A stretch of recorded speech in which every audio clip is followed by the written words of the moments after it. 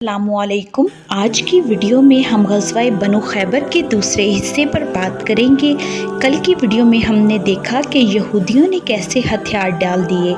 سلام بنو نذیر کا ایک مشہور یہودی ابو الحقیق نے رسول اللہ صلی اللہ علیہ وآلہ وسلم سے صلح کی بات کرنے کا پیغام بھیجا، جس کو آپ صلی اللہ علیہ وآلہ وسلم نے منظور فرمایا۔ اس بات پر صلح ہو گئی کہ قلعے میں جو فوج تھی اس کی آپ صلی اللہ علیہ وآلہ وسلم نے جان بخش کر دی، اور وہ اپنے بال بچوں کے ساتھ خیبر کی سرزمین سے نکل جائیں گے اور اپنے مال و دولت، باغات، زمینیں، سونے چاندی، گھوڑے اور زرہیں آپ صلی اللہ علیہ وآلہ وسلم کے حوالے کر دیں گے۔ آپ صلی اللہ علیہ وآلہ وسلم نے فرمایا کہ صرف تم اپنے کپڑا لے جا سکتے ہو جتنا ایک انسان کا پیٹھ اٹھا سکے۔ آپ صلی اللہ علیہ وآلہ وسلم نے کہا، اگر تم نے مجھ سے کچھ چھپایا تو اللہ اور اس کا رسول صلی اللہ علیہ وآلہ وسلم اس سے بری الزماں ہوں گے۔ یہود نے شرط منظور کر لی اور تینوں قلعے مسلمانوں کے حوالے کر دیے۔ ابو الحقیق کے دونوں بیٹوں نے مال کو زمین میں چھپا دیا تھا، اور جب آپ صلی اللہ علیہ وآلہ وسلم کو اس کا پتہ چلا تو آپ نے انہیں بلوا کر دریافت فرمایا، لیکن انہوں نے انکار کیا اور لا علمی کا اظہار کیا۔ پھر آپ صلی اللہ علیہ وآلہ وسلم نے اس ویرانے کو کھودنے کا حکم دیا جہاں خزانہ چھپایا گیا تھا، اور خزانہ مل گیا تو آپ صلی اللہ علیہ وآلہ وسلم کے حکم سے ابو الحقیق کے دونوں بیٹوں کو بدعہدی کے جرم میں قتل کر دیا گیا۔ صلح کا معاہدہ مکمل ہو جانے کے بعد یہود نے رسول اللہ صلی اللہ علیہ وآلہ وسلم سے عرض کیا کہ اے محمد صلی اللہ علیہ وآلہ وسلم، ہم اپنی زمین کو جوتنے، بونے اور فصل کی پیداوار کے متعلق اچھی طرح سے جانتے ہیں، لہٰذا ہماری زمین ہمارے ہی حوالے کر دیجیے۔ اس پر آپ صلی اللہ علیہ وآلہ وسلم نے یہود کو خیبر کی زمین اس شرط پر دے دی کہ ساری کھیتی اور تمام پھلوں کی پیداوار کا آدھا حصہ یہود کو اور آدھا رسول اللہ صلی اللہ علیہ وآلہ وسلم کو دیا جائے گا، اور جب تک آپ صلی اللہ علیہ وآلہ وسلم کی مرضی ہوگی یہود خیبر میں رہ کر کھیتی باڑی کریں گے، اور جب آپ صلی اللہ علیہ وآلہ وسلم چاہیں گے یہ جلا وطن کر دیں گے۔ اس کے بعد حضرت عبداللہ بن رواحہ رضی اللہ تعالیٰ عنہ خیبر کی پیداوار کا تخمینہ لگایا کرتے تھے۔ خیبر کے اموال غنیمت کا اندازہ اس سے لگایا جا سکتا ہے کہ خیبر فتح کر کے آپ نے جب مدینہ تشریف لائے تو مہاجرین نے انصار کے کھجوروں کے درخت واپس کر دیے جو انصار نے امداد کے طور پر انہیں دی تھی، کیونکہ اب انہیں مدد کی ضرورت نہیں رہ گئی تھی۔ جیسا کہ ذکر کیا جا چکا ہے، ابو الحقیق کا بیٹا کنانہ بدعہدی کے جرم میں قتل کیا گیا، اور کنانہ کی بیوی حضرت صفیہ بنت ہی تھیں۔ صفیہ قیدی عورتوں میں شامل تھیں، اور دحیہ بن خلیفہ کلبی رضی اللہ تعالیٰ عنہ نے آپ صلی اللہ علیہ وآلہ وسلم سے ایک لونڈی کی درخواست کی۔ آپ صلی اللہ علیہ وآلہ وسلم کے حکم کو پانے کے بعد لونڈیوں میں انہوں نے حضرت صفیہ کو پسند کیا اور اپنے ساتھ لے گئے۔ اس پر ایک آدمی نے آ کر آپ صلی اللہ علیہ وآلہ وسلم سے عرض کیا، اے اللہ کے رسول صلی اللہ علیہ وآلہ وسلم، آپ صلی اللہ علیہ وآلہ وسلم نے بنو قریظہ اور بنو نذیر کی سیدہ حضرت صفیہ کو دحیہ رضی اللہ تعالیٰ عنہ کے حوالے کر دیا، حالانکہ وہ صرف آپ صلی اللہ علیہ وآلہ وسلم کے شایان شان ہیں۔ صلی اللہ علیہ وآلہ وسلم نے فرمایا کہ دحیہ کو صفیہ سمیت بلاؤ۔ آپ صلی اللہ علیہ وآلہ وسلم نے انہیں دیکھ کر فرمایا کہ تم دوسری لونڈی لے لو، لہٰذا دحیہ رضی اللہ تعالیٰ عنہ نے دوسری لونڈی لے لی۔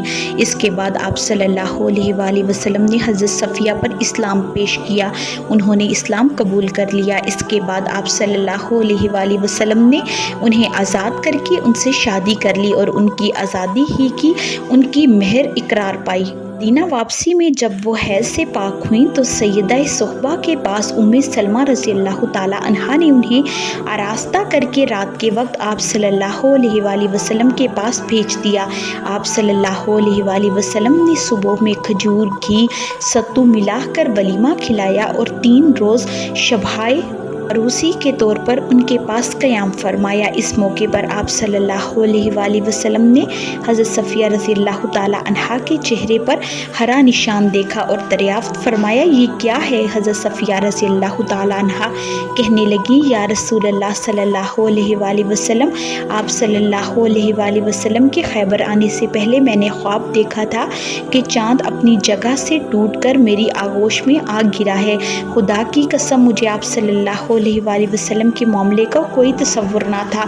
मैंने ये ख्वाब अपने शोहर कनाना से बयान किया तो उसने मेरे चेहरे पर तमाचा मारा और कहा, ये बादशाह जो मदीना में है, तुम उसकी आरज़ू कर रही हो।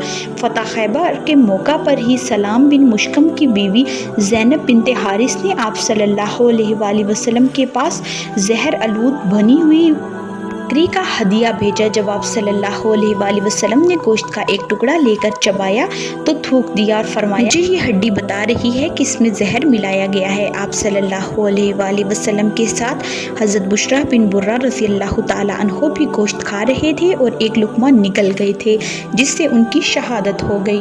आप सल्लल्लाहु अलैहि वसल्लम ने ज़ैनब को बुलवाया तो उसने जुर्म कबूल कर लिया। आप सल्लल्लाहु अलैहि वसल्लम ने पूछा कि तुमने ऐसा क्यों किया? तो उसने कहा, मैंने सोचा कि अगर ये बादशाह है तो उससे राहत मिल जाएगी और नबी है तो उसे खबर दे दी जाएगी।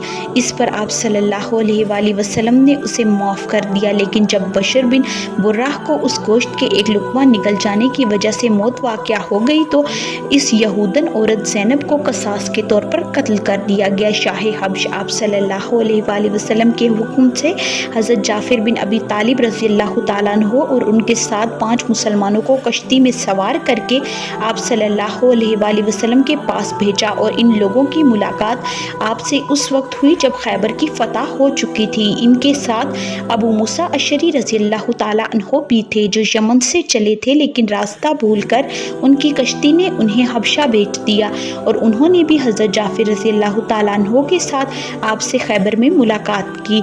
आप सल्लल्लाहु अलैहि वसल्लम ने खैबर के माल गनीमत में से उन्हें भी अता फरमाया। हज़रत अबू हुरैरा रज़ियल्लाहु ताला अन्हु भी खैबर फतह हो जाने के बाद आपसे मुलाकात के लिए खैबर पहुँचे थे और आपने उन्हें भी माल गनीमत में शरीक फरमाया। आप सल्लल्लाहु अलैहि वसल्लम जब हज़रत जाफ़िर बिन अबी तालिब रज़ियल्लाहु ताला अन्हु को देखा तो उनका इस्तकबाल किया और उन्हें बोसा देकर फरमाया, खुदा की कसम, मैं नहीं जानता कि मुझे किस बात की खुशी ज़्यादा है, खैबर की फ़तह की या जाफ़िर रज़ियल्लाहु ताला अन्हु की आमद की।